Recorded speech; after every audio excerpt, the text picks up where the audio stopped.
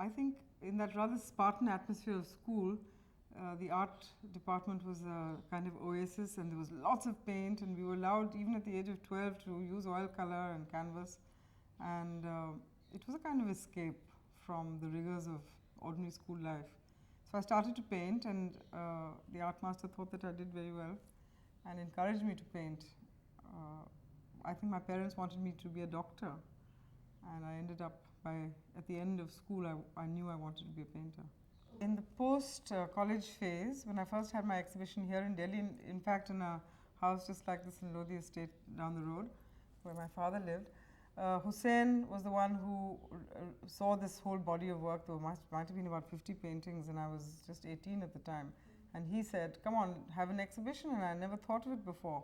And he came and he set up the stands, and he helped me to have this first exhibition.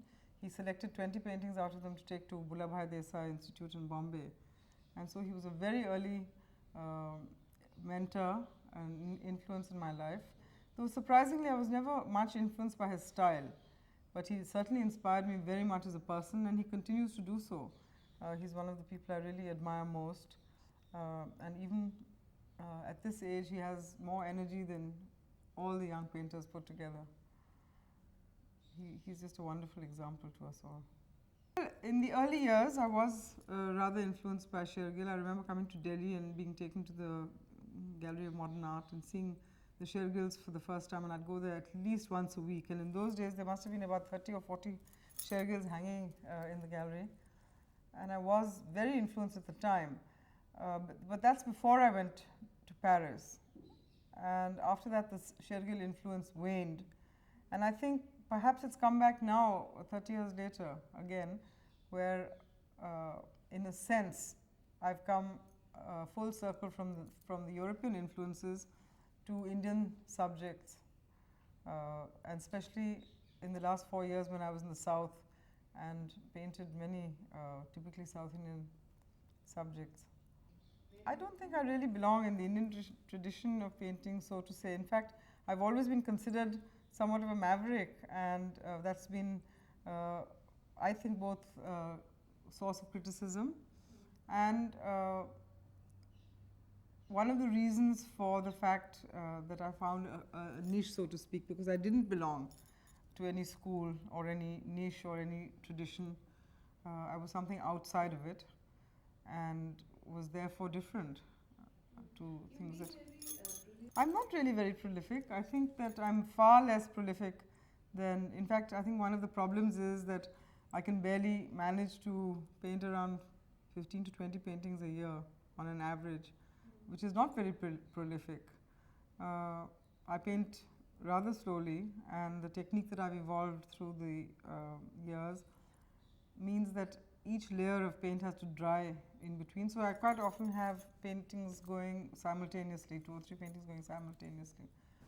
Well, I think it's just part of the evolution of any painter. Your phases go along, very much along with 2 things. One is your own creative impulse and the influences that happen to be current in your life at the time. And say in the very early years in Lovedale, when we were totally isolated in this beautiful hill station where you never saw any art, you never were exposed to any galleries or so on, all our influences came from books.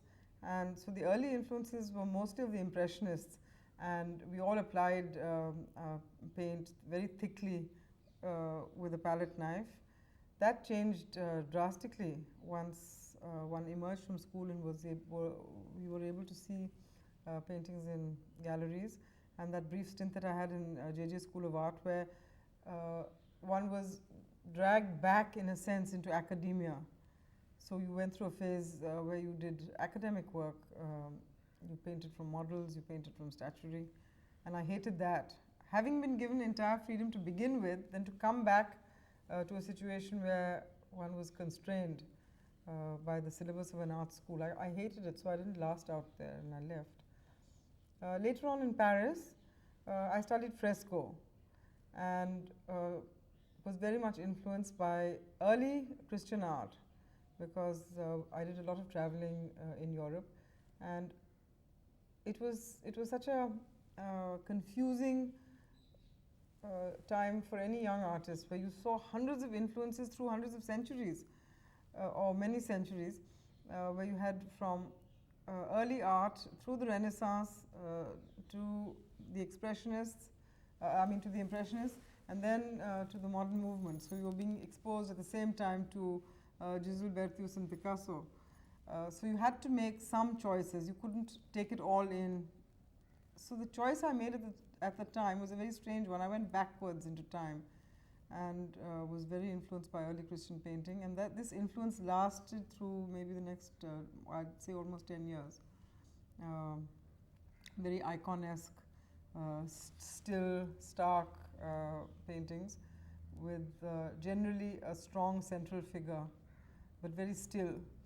And then it wasn't until the 70s that the figures started to loosen up, and I painted the nude through the early 70s a great deal. And these paintings were far more sensuous. There were many animals and other creatures and foliage and flora that crept into the paintings as a kind of adjunct to the central figure.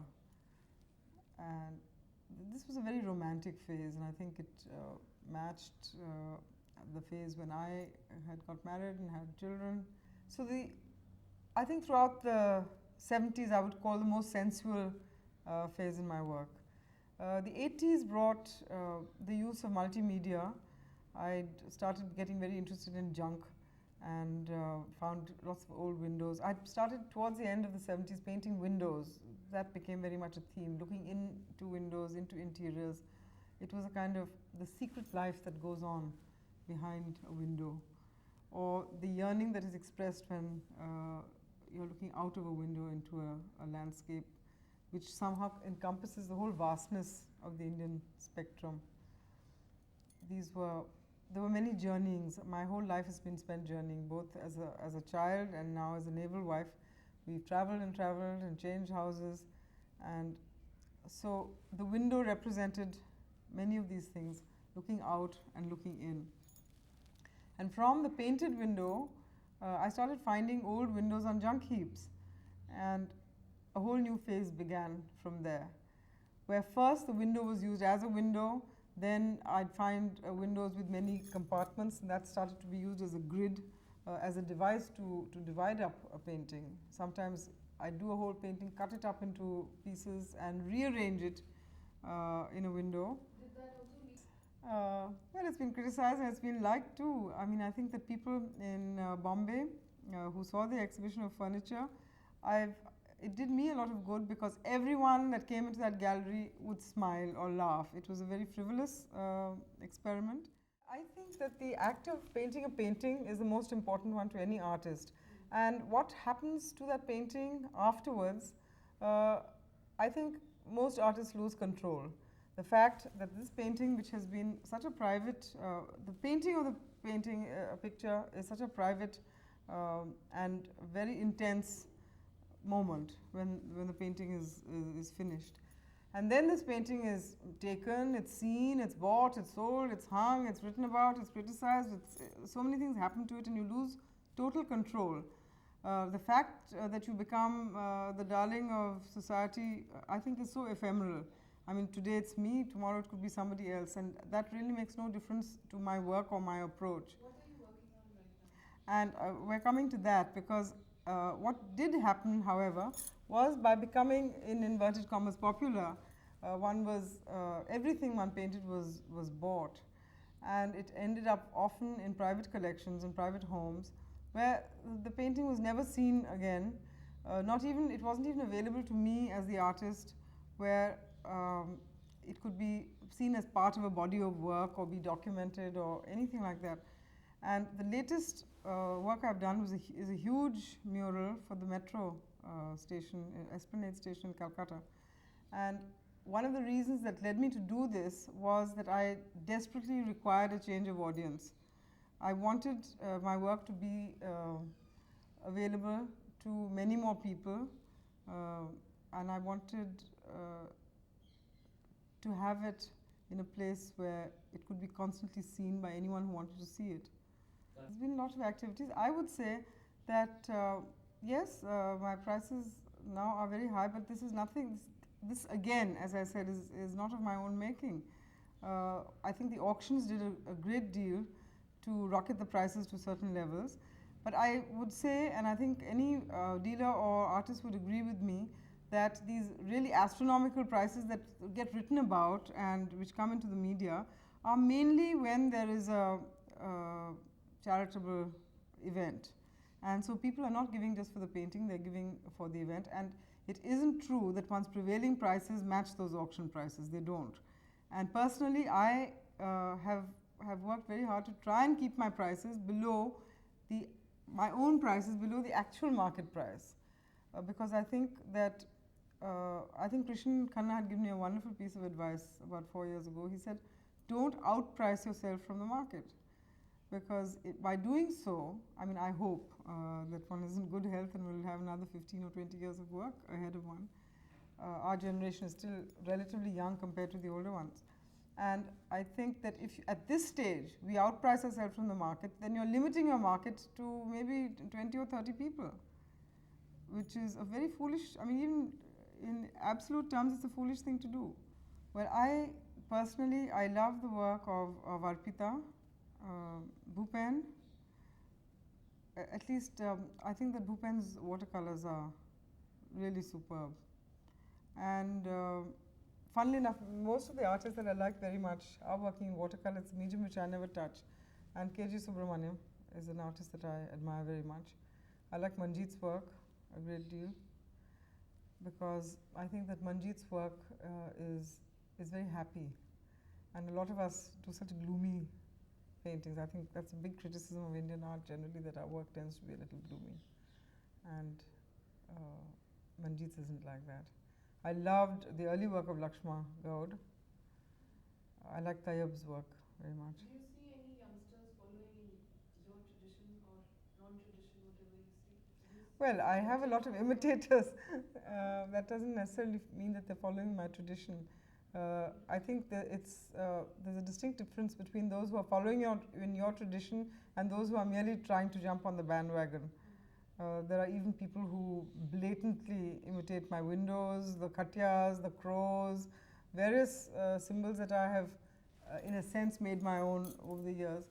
You've also been called gimmicky by some people, maybe in the 80s. How would you react to that? I'm not very sure what gimmicks you refer to. If you'd be more specific, I could give you a better answer. The charokas or the frames that you used, for example, then the furniture that you did. Well, the furniture, promptly 6 other artists had a furniture show 3 months later, and amongst them were my greatest detractors. So that was amusing as far as I'm concerned. I think that one can do things and move on, and then you leave all the crowd behind you taking it up after you've moved to something else. There are very few critics that one respects enough to take them seriously. And the ones that I do respect have influenced and helped me in my progress in my work. I mean, I generally live my life honestly from week to week, so I don't plan long agendas. I'm occasionally nudged into saying, hey, have you booked a hall for your next exhibition? And that's about as far as I can think. I think next year, What are the influences right now? in December. What are the influences? Whatever influences there are on my work right now, I really don't want to talk about them much because this all has to fructify into a body of work which will be shown at my next exhibition. And maybe it's too early to talk about it right now.